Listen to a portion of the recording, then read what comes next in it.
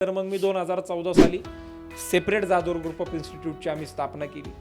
जे काम आमच्या वडिलांनी 1995 सालापासून 2014 पर्यंत केलं, त्यांच्याच आशीर्वादामुळे, त्यांच्या मार्गदर्शनामुळे 2014 पासून 2025 पर्यंत त्याच्यापेक्षा 5 पट मोठी संस्था उभी करताना मला त्याच्यामध्ये यश त्या ठिकाणी प्राप्त झालं.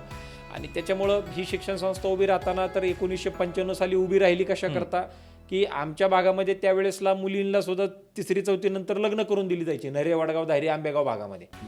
तर त्यावेळेसला त्या लोकांसाठी म्हणून आपण ही शिक्षण संस्था उभी केली. 2014ला मग आम्हाला तिथं काम करता येईना, नुसते खिशात पैसे आहेत म्हणून आपण शिक्षण संस्थाचालक होऊ शकत नाही.